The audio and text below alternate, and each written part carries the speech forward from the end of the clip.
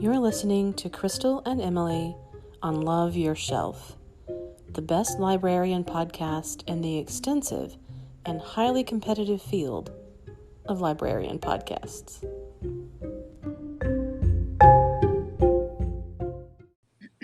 This is episode 13. Lucky number 13. And it's been a little bit since we've talked, since we've recorded. Welcome back. Talks. Yeah. Yeah, no, we talk constantly, but yeah. Not with the microphone, thankfully.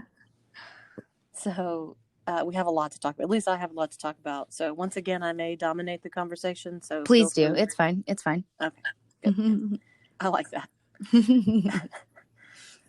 So I want to start off talking about, I think a writer that I've discussed before, but she has other books that I picked up and really enjoyed. So I want to recommend those. And they are books that we have available so people can check them out.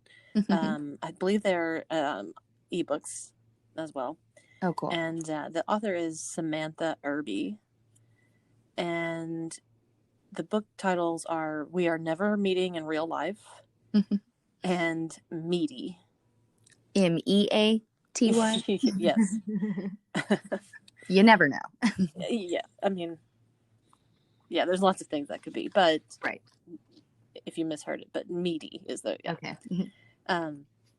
So I would definitely recommend these are books that are, she's a comedian of sorts, or she's a comedy writer.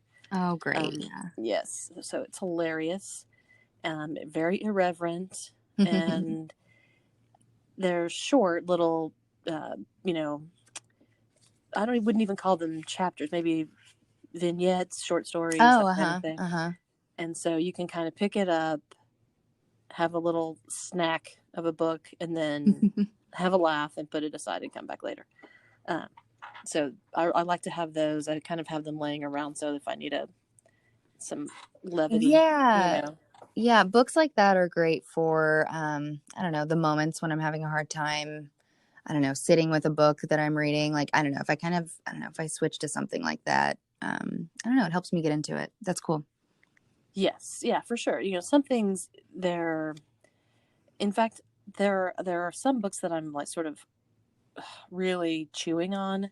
I don't know what's with all the food metaphors today, but we're hungry over here. Yeah, I guess so. But there's some that in fact, there's several that I've mentioned in previous episodes that I still haven't finished. And it's not that I'm not enjoying them. It's just, there's just so much there that you don't always have that amount of bandwidth to spare, It's true. So you don't want to go heavy. Yep. I mean, yeah, if that's the case, if I put pressure to, finish it in a certain amount of time, I'll never do it. So, yep. Right. You're doing the right thing. Thanks. I need the support for sure. Okay, good. And another one is also kind of harking back to somebody that, or not, I don't think I've talked about this guy. Nope, I have. But there are other books by him that I want to mention. And that's Charles Yu, Y-U. And he's got a book called Sorry, Please, Thank You. And I mean, that's just a great title. Yeah. I was just about to say, I love a good title. And he's the one who wrote How to Live Safely in a Science Fictional Universe. Yes. Yeah. That sounded so cool. Yeah.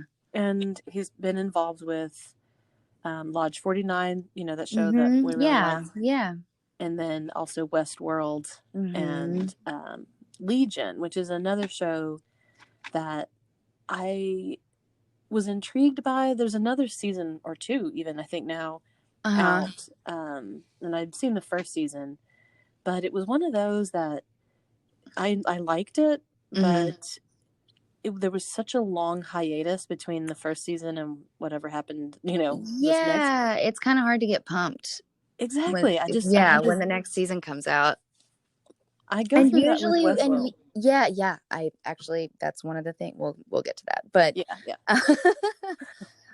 but yeah, no, I feel like and once I do jump into it, once I start it again, I'm like, oh my God, I'm so excited. I can't believe I waited this long. But yeah, no, I hear you.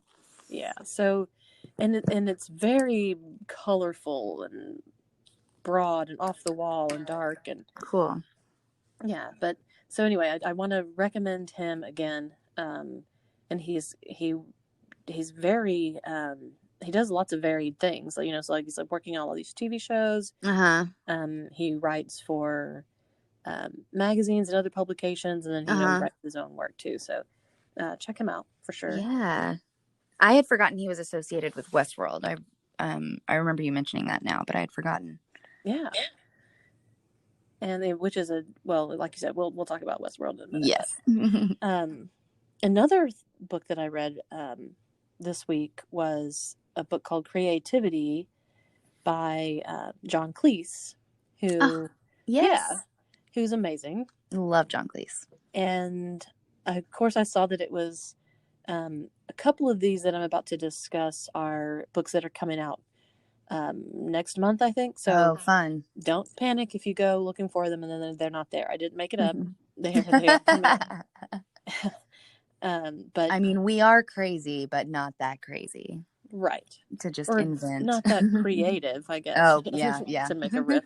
So this book, Creativity, is extremely short, and I wouldn't say that it's, you know, breaking any huge new ground for, you know, the study of how to be creative and maintain a creative lifestyle, but there are some really good examples, and of course he's smart and pithy, and he reveals some in there. There's some biographical, you know, sort of memoir type bits about when he was a young writer, and you know how he grew in that sense, and so it's interesting, and it's a very, very short, like, I mean, I think I read it in less than an hour or something. Like, it's very wow. Yeah. So in John Cleese's book, he describes a psychological experiment, and I don't recall when it was done. It doesn't matter. I'm assuming that it would still happen the same way now. But a group of people were asked to look at, in the United States, American people were asked to look at just a variety of Chinese characters. And then they were later asked to, they were brought back in later and asked if they could identify any of them. And there were some that were the same and some that were brand new to them. And they were asked, you know, can you recognize any of these? And they could not. Couldn't tell the difference. They had no idea anything. They couldn't remember if they'd seen them before or whatever. So then there was a second experiment, and it was done in a similar way. Different people. The first time, different people. They were brought in. They look at characters. They're, you know, just they don't know what they are. They're just asked to view them, basically. Just look at them. And then in the second session, the second time around, they're brought back and they're shown a variety of characters, just like the previous group was. But this time they were asked, which of these characters do you like the best? And so out of this group of characters that they had seen before and characters they'd never seen, they liked the ones they'd seen the previous week. Does that make sense? They were shown a group. So they stuck with them in some way. Yes. So something. So it was made back an impression. there. Whoa. Yeah. So the ones that they had seen. It's kind of that we only use 10% of our brains kind of thing. I don't know. I think because I just think about, like, I have so much information in there. I just can't find it all the time. Right. And it's like this, like, ephemeral, elusive feeling rather than memory. Like, memory is a different thing. So when it's something that you don't understand, like, you know, language, you might, if it was a word or a picture that you knew what it was, you would maybe remember it. But instead, it was like they were showing that the brain attaches, like, you know, these feelings or emotions, something that we can't fully describe, to things that we don't really understand logically. That's cool. Yeah. So very cool. That was like a long description of one tiny little piece of this book, but I'm all about it. Yes, it was definitely a good little another book snack Delicious. Right. Which leads me to the next book, which was called Eat a Peach. Oh by my goodness. I don't have any food in anything I'm going to talk about. I feel Oh, like I what a need to bummer. scramble and find something. Yeah. Scramble? Just kidding. There you go. You did it. Okay, continue. So it was written by David Chang, who's a chef, and I've talked about his shows before. He's done lots of a variety of shows, but this is a book that's really a memoir of his, and he's not that much older than me, so the introduction is all like really self-deprecating. Like, Oh, he's like, I can't believe they're asking me to write this book. right. How can I do this? And he talks about how, he asked him, can I put some recipes in there, like to pad it a little bit, and his Right. editors say, no, we want to hear about you. And I so respect that. That's cool. Yeah. Yeah. And so at first I was like, okay, I mean, yeah, what can you teach me? right. And but then he starts talking about how they were working on the cover image, and this ties into these like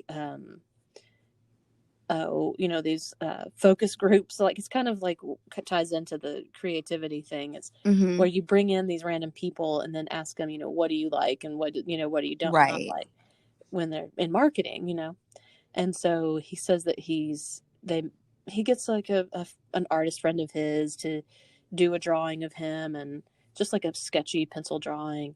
And then so people are shown like the cover of his book. It's got the title, his name, and then his picture. And they're like, well, we don't like his name or his picture. Wait. Yeah. What do you like? Yeah, exactly. Oh my gosh, that's funny. And so he talks about the different iterations of how they changed things. At one point, they just like rubbed out his face, and so it was just like a picture with no face. And like, I would be lying if I said that wouldn't hurt my feelings a little bit, or that I wouldn't take it personally. I'd be tell like, he took it personally. Okay, yeah. I'd like come out from behind the mirrored wall or whatever and be like, listen, all of you. Yeah, it's my face. I'm a human being, okay? No, I could never participate in a focus group that was about anything I did. Nope. Or to see what happened. No. I've had lots of feedback about things in my life. That's bad enough. Yeah, but those people know that you're going to have to read it. Yes. Like, these people they're going to be brutal. Yes. I mean, that's what they are there to, almost to be brutal. That's the point. Exactly. Oh, yeah, no. Just tell me the final outcome. Don't tell me about any of the process. Right. But even so he won me back after all of that. First I thought, okay, I don't know about this guy. But he does. There's very much, if you're interested in the restaurant business or food industry or anything like that, you'll like it. But also he's funny. He's Korean American. So he talks about a lot of cultural differences and stuff. And then he also talks a lot about that he has depression and anxiety, and he talks about how these things affected him and how he self-sabotaged a lot of his life. Anyway, so there was, I mean, not to put too fine a point on it, but there were a lot of things I like that I thought were, really mirrored a lot of things that I had felt, at different times in my life. Yeah. So I was really impressed. It's a really good book. It's coming out soon. Cool. Eat a Peach. Eat a peach. Makes me want a peach. And he's that also like references. He has or I don't know if it's still in publication, but he had a really cool magazine called Lucky Peach. Nice. Yeah, it was really irreverent, but about food. Anyway, it was great. Cool. Yeah. So the last book I'll mention sort of is a debut novel by somebody who's been around a long time, Charlie Kaufman. He's a screenwriter. He's directed. He wrote Eternal Sunshine of the Spotless Mind. That's right. I was like, I know it was something quirky. I couldn't think of. And Yes. Being John Malkovich, an adaptation. And so he's written a novel called Ant Kind. and again, that's A-N-T or A-U-N-T? A-N-T. Okay. And it is just as funny and satirical and wacky as you would think. Oh, good. And, yeah, it's really good. Very bizarre, but if you like that just kind as of you thing, would expect. Sure. Yeah. I mean, I still, if I'm feeling like I'm, being too inward focused or self-centered or whatever, I'll just start saying Malkovich. Which is something I started watching recently. I need to finish it, but I had never seen Being John Malkovich. So, oh my gosh. Okay. Yeah, as I was watching it, I was like, I'm sorry, why have I not seen this before? I mean, it's just, yeah. It's really just, it's so wild. off the wall. I love it. Yeah. So I haven't finished Ant Kind. I'll report back next time if it lives up to its hype. But so far, it's really good. Cool. I'm looking for it. I'm gonna write that down for myself. So what are you up to? Well, I finally finished, as we all know, I'm a slow reader. I finally finished, I've been trying to go through some juvenile chapter books. Get to know the life of a children's librarian. Yes, indeed. And there is so much. Can I just say I'm overwhelmed, with how much I want to read right now. But again, if I try too much at one time, I won't get through any of it. But I finally finished Rat Rule 79. And of course, I did not jot down Rivka. I'm so sorry, the author. You can refer back to the last episode. Yes. Thank you. No, actually, it's a good point to mention that we have a Wakelet. Yes. So that you can go to Wakelet, and even if you've never seen it before, you can still go in there. You can search for Love Yourself, and you can see links, and it's really beautifully done. Mm-hmm. You can see all the links for all the things that we've talked about. So if you forget something. Yeah, no, I think that's such a good idea. Yeah. Okay, so go to Wakelet and look at Rat Rule 79. Yeah, I definitely recommend it. It's kind of like I think I had said before, it has kind of a Lemony Snicket feel to it, a little Alice in Wonderland feel to it. I mean, there was a point kind of as I reached the end, I was a little bit like, wait, what was the goal here? Like it became a little bit muddled, but because it's so like nonsensical and wacky, I'll allow it. So ultimately I do recommend it. It was a fun read. And I just started another juvenile called The Unadoptables. And I did not write that author down. I'm horrible. I'll try to I'm not next to a computer either. So I'm gonna sneakily look it up. Tappity tap tap. Thank you. Yeah. While you're doing that, I'll explain. It's set in the late 1800s. It kind of reminds me so far. It's a little bit of Miss Peregrine's Home for Peculiar Children. It's sort of a, I don't know, tamer version of that. It's set in an orphanage, and the rules for baby abandonment have been broken. And, this woman who runs the orphanage has all these rules for how babies are supposed to be left at her orphanage, but these rules have been broken. And in the span of about 5 days, she finds a baby left in a toolbox. One is left in a coal bucket. One is left in a picnic basket, a wheat sack, and then a coffin-shaped basket. And each child has, an absurd name. There's one named Egg. So they each have, silly names and interesting abilities. So I've just gotten started, but I'm enjoying it so far. Okay, so I looked it up. It's the author is Hannah Tuke. Yes. And okay. The illustrator is Aisha Rubio. Wonderful. So that's The Unadoptables.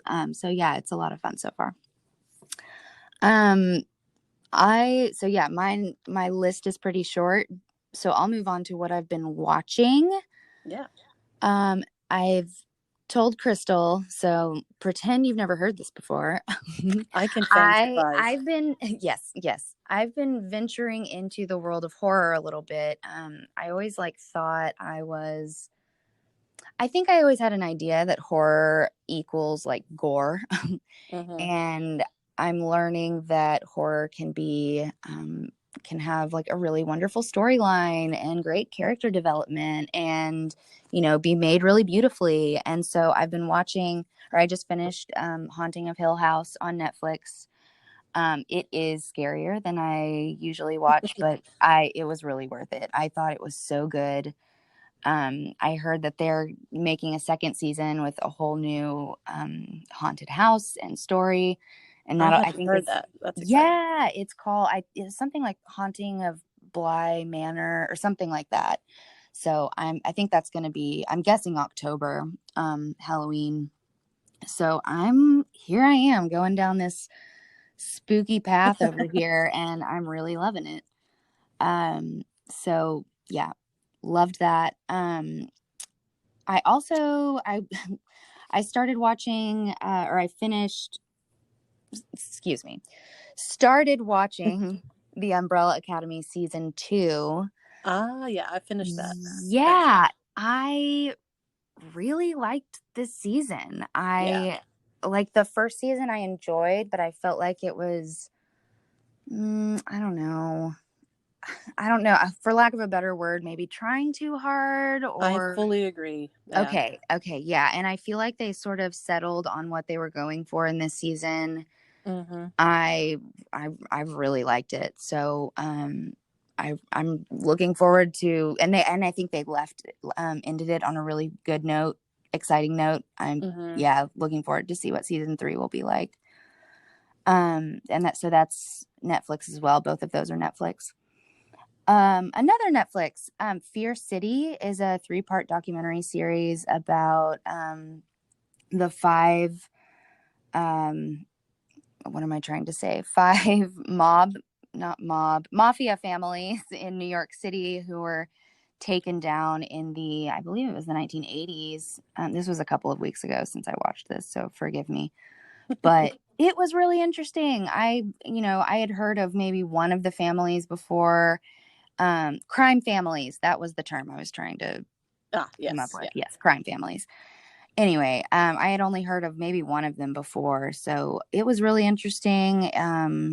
And they still managed, as a documentary, but they still sort of managed to keep you on the edge of your seat. There were points when they would talk about how the FBI would like sneak in and try to bug one of their houses or something, and you're freaking out, afraid they're gonna get caught or whatever. Yeah, so I really recommend that as well. And now we can both sort of talk about Westworld. Yeah. I guess we No. should both. We don't have to both talk about Westworld. No. I want to know what you thought about it. I Well, will. I haven't. So I haven't. I finally finished season 2.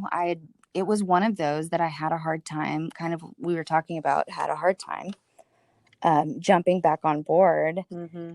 And so I finished season 2, and now I'm on season 3, and I'm enjoying it. I do feel like I get ultimately what their goal is, I guess, but I don't know. I've been having a hard time kind of following the details of the science, and I don't know. There's just a lot that I'm It's having heavy. trouble.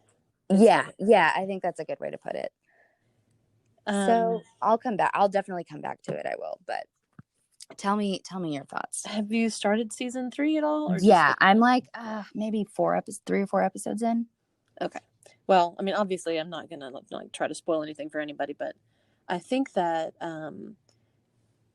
no, there's still trippy stuff, obviously, because they're Yeah. talking about artificial intelligence and all of Mm-hmm. these things. But I felt like season 3 was maybe a bit more straightforward. maybe some more like action sequences. Yeah, okay. I I think, think that's what's different. And yeah. I don't know if I really love all of I like that the season 1 and 2 took place like in the parks. I like, Mm-hmm. and then how season 2 sort of explores other parks. And I Yeah. don't know if season 3 like ends up doing more of that, but to be honest, I've been kind of missing all of the action in the parks. Yeah. Yeah. And I thought I was kind of excited to see, because they sort of mention that, yeah, like you said, that there's other places, or other worlds or whatever. And I was wanting to see those, but so far they're keeping those in their back pocket, I guess. Okay. Because, yeah, I really liked the sort of, I don't know, peeks that you get into the other Mm-hmm. worlds in season 2. I wanted more of that. And even like in Westworld, the movie, there's, Roman world and there's, what was the other one? Oh, I can't remember off I the top can't of my remember. head. Yeah. But anyway, I was kind of like, can we see those on the show? Yeah. But all of that being said, I'm still willing to stick with it. I think it's a really great show. And I think I told you, I went back and watched the first 2 or 3 episodes of the first season just to kind of be like, I don't know, kind of remind myself, like, where did we start? And it's interesting to be reminded of, how innocent it all started. Well, quote Mm-hmm. unquote, innocent. Oh, Um, right. Yeah. Yeah. Like from what you thought it was going to be at first. right, And right. Yeah. So for it's a sure. fun show though. I think it's a really insane concept. Yes. Yeah. The first couple of seasons, there were times when I would just stop it and look to whoever is watching it with me, and we'd be like, do we need to parse this out? And then, okay, I guess maybe no. Let's just Yeah, watch it. yeah. I mean, the violence in season 2 was Yeah. oh my gosh. Yeah. I mean, it almost got to the point where I was like, anyway, like I wasn't even phased by it anymore, which is not a good sign. I No. was just like, okay, more people being shot. Anyway, moving Yeah. on. Yeah. There's a lot of that well, in a lot of shows on HBO especially, but Yeah, just in yeah. general, there's, you have to kind of, and that's kind of also, something that we should mention is, yeah, still, even though we're recommending something, please, you know, determine if it's something that you think you would like, because Right. I know you do too, I have really broad tastes. Like, I like really Yes. silly funny stuff, I like really Mm-hmm. scary stuff, I like, so because I like one thing and you like one thing doesn't mean we'll both like all the same thing. So Yes, or anybody listening is gonna right. like exactly what I like. Yes, exactly. Not that I Thank you think for people are that. like, well, I mean, I don't want people to be like, hey, she thinks whatever she says we're gonna go watch. No. No, I think that solid disclaimer. Right. Absolutely. I don't want somebody to be like, well, she liked Better Call Saul, and this is not that, or Yeah. whatever. Wow, Crystal. Yeah. Um, yeah. So I've been watching a couple of other things that are on HBO actually. Oh, tell Um, me, because there are HBO shows I know I'd like to explore, and I kind of don't know where to start. So I'm yeah. all ears. Well, one is The Outsider. Um, Yep, and I that's on my list. I wasn't convinced that I wanted to watch it, so I was a late comer to that one. Mm-hmm. But Mm-hmm. then I pretty much just watched it all, in a Yep. binge session, and it gave me a couple. There were some spine tinglers in Yeah. that, and one of the nice things about, I mean, I don't know if this is nice, but it's one of the intriguing things about it is that they don't show the monsters. I agree with you. Like where for a while, like in the 90s and 2000s, everything that was scary was gory. Yeah, and that was, I grew up, Mm-hmm. during that era, and so that was kind of the impression. Yeah, again, that was the impression that I had. I was just like, no, I will not watch a scary movie. I just will not. Right. Right. And this even, for I mean, I'm not saying that it's mild or anything, but it Mm-hmm. doesn't show the scary stuff. You know, Yeah. it relies on your imagination to fill in what's supposed to be scary to you. That's And cool. See, that's that's the cool. best. Yeah, that's the best kind of, actually, like, that's what really gets to me, is like when they don't say what, they don't show what the thing looks like or Yes. whatever, you know. Your imagination goes wild. Yeah.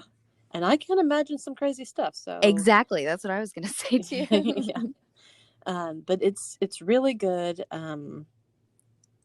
It's directed by the star, or the initial star of it, Jason Bateman. Mm-hmm.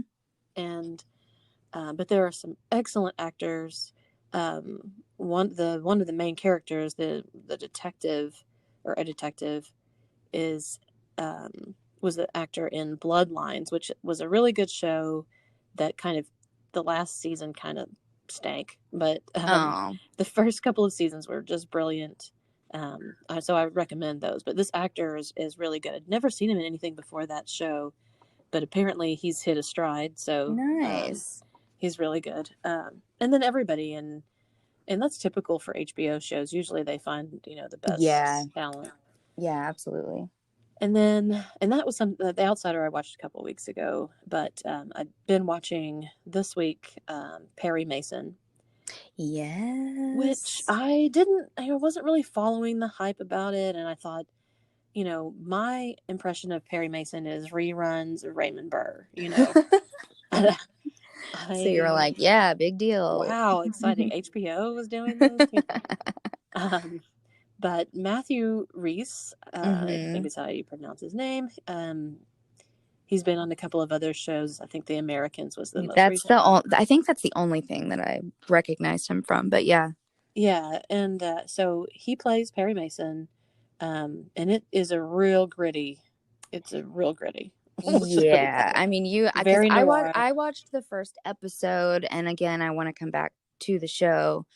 But yeah, you and I both were saying that literally the first scene in the entire show is Yeah. pretty I don't know, horrific. Is that no, Mm-hmm. that's not too strong a word. No, it's horrific for But sure. that wasn't the whole episode, you know. I mean, but I was just like, wow, real strong beginning, and not even strong in like a positive way, just strong, Forceful. Yeah. forceful. Aggressive. Yes, Yeah. forceful.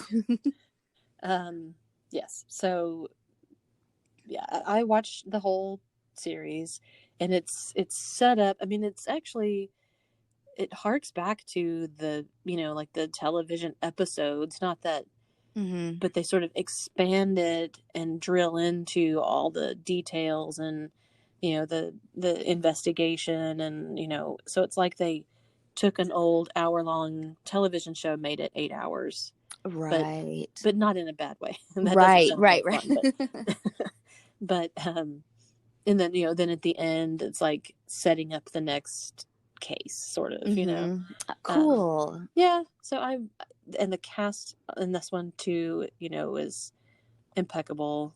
Yeah. um and also it has a great soundtrack.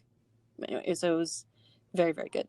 Cool. Yeah. I'm gonna go back to that one for sure. But that one, sort of, there's another, well, there's the movie on HBO, Hmm. which is Motherless Brooklyn, which Yeah.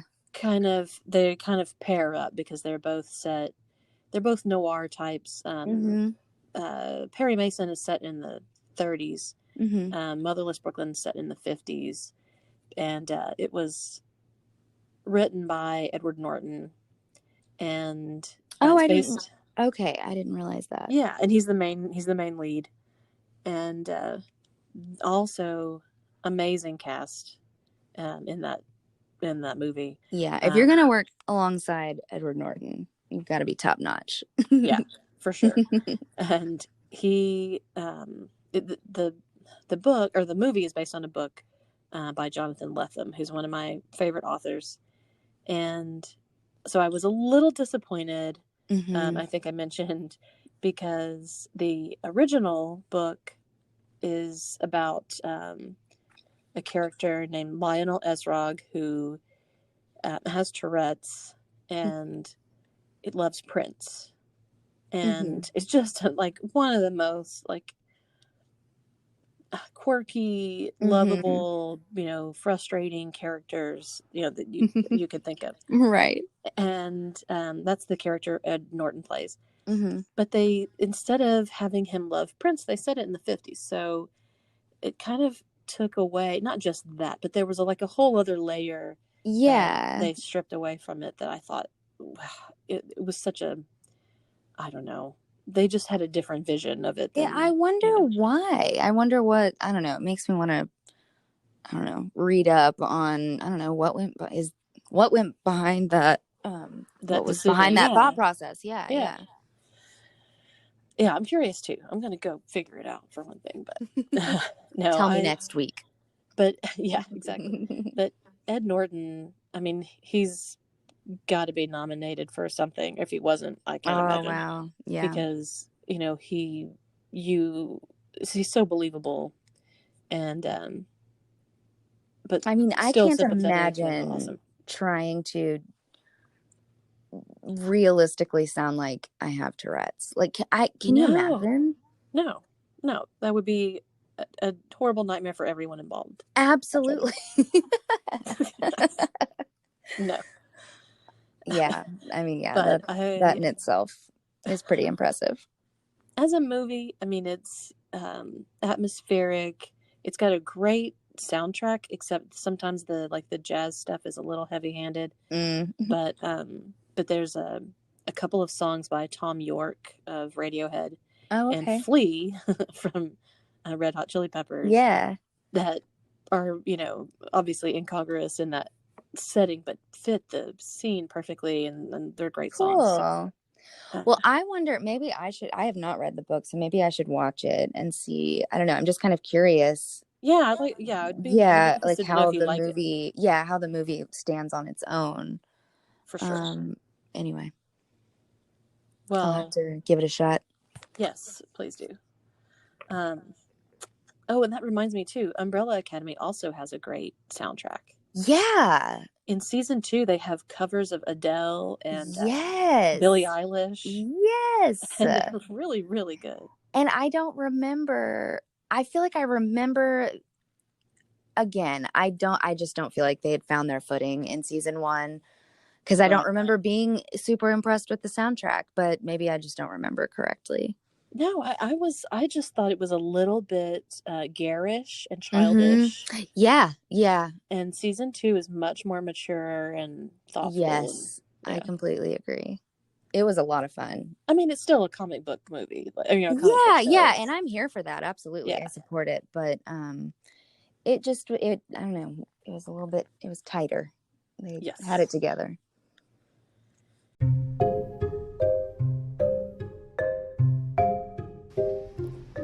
In this section, I forgot to mention my palate cleanser between all of these dark and depressing and heavy shows. It's the show Difficult People. It's definitely an acquired taste, but check it out if you need a laugh and you have a bit of a twisted sense of humor. Well, we're running a little bit long, but it has been a while since we've had an episode. So there's only a couple of other things. Do you have any other things you want to mention before I'm pretty much caught up. That's pretty much what I've been up to. Okay.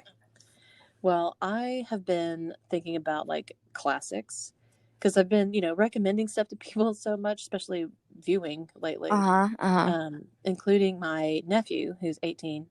And so we sat down and watched the X-Files. I finally got him to watch some of X-Files. And so I don't know if he was just doing it to placate me. Humoring you, yeah. Yeah. But we decided, I'm going to watch one of the best episodes ever. See if that hooks you, and then we're going to start from the beginning. Yeah, that's a good tactic.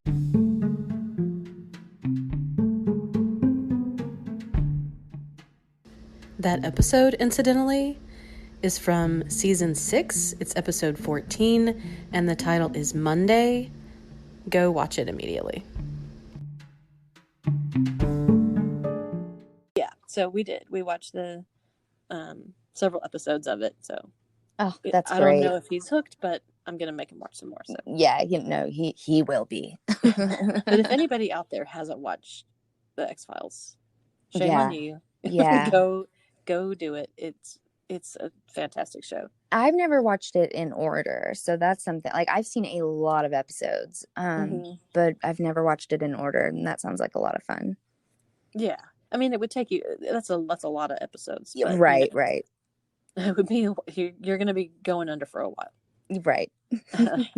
Oh, and speaking of under, another show I haven't recommended to my nephew, but it's 6 Feet Under, which was a show on HBO years ago. That's on my list too. Yes, that is one of my all-time favorite shows. Weird, quirky, funny, dramatic, sad. It's like everything you could think of. Yes, all the feelings. And then the other one that I am recommending to my nephew is Battlestar Galactica, which it was like it surprised me that I got hooked on it. I was about to say I have never seen it. The only Dwight Schrute from The Office, like that's how I know really what it is. Well, it was funny because it was on like the original was on television when I was a kid, or my parents were into it or whatever. And so I mentioned it one time to my dad, and he was like, "You're watching that show?" That's like, really funny. No, it's a cool new one. Yeah. But those three series are that and Lost. Like those are some series that I watched all the way through. Episode 1 to the end. Yep. And I kind of miss that. Like we don't get those big chunks of shows. Like these like 8 episodes, 10 episodes, and they come out all at once and you binge it. It's just not quite the same. And then and I love a good binge session. Don't get me wrong, but then it's over, and then I'm like, all right, what's next? Yeah.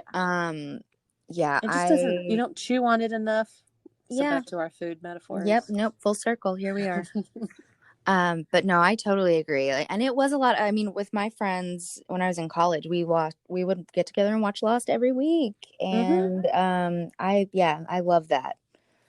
So it's a shame, but I also don't really have. I don't have the discipline to do that if they're already there. You know what I mean? I'm not going to be like, well, okay, got to wait until next week until I watch this next episode.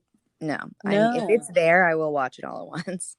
Well, and too, if they did, like if somebody was like, okay, we're going to start this up again, I'm going to give you like one episode, which there are still some shows like on HBO and Stars, they do that. Yeah. And I appreciate that. Sure.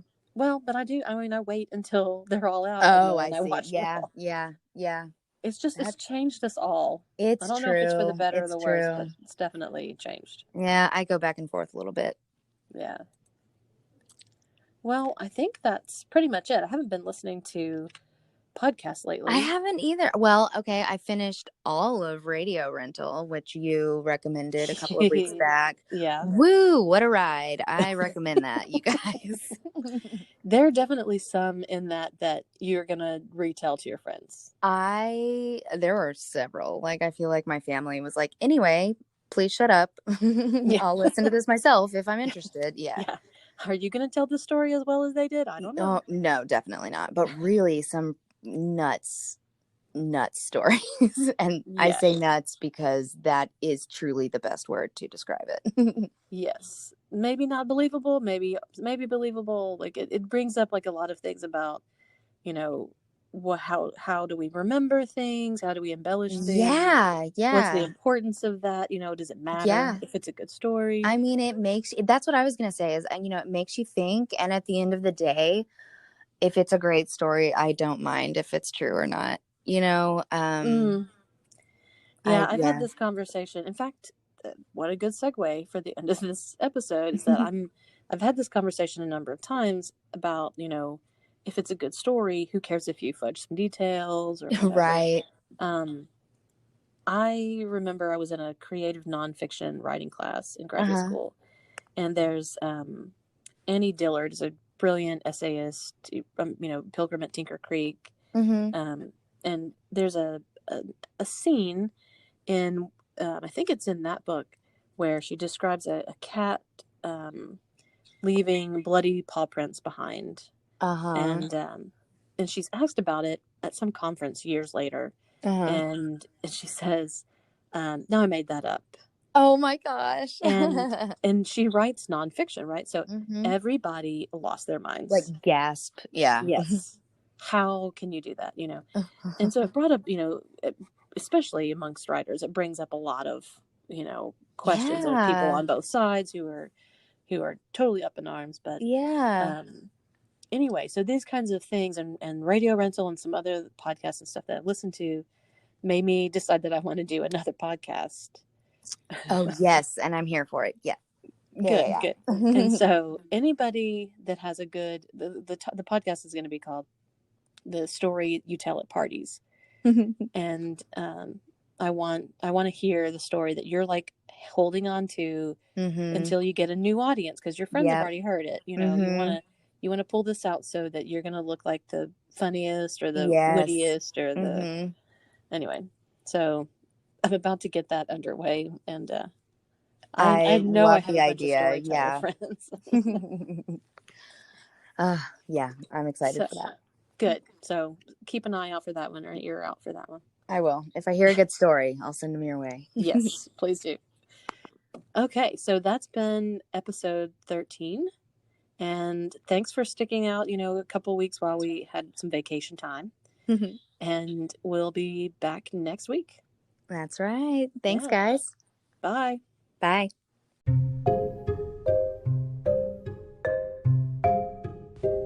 Afraid you missed one of our scintillating selections? Check out wakelet.com and you'll find a collection of all of the titles that we have mentioned on our podcast.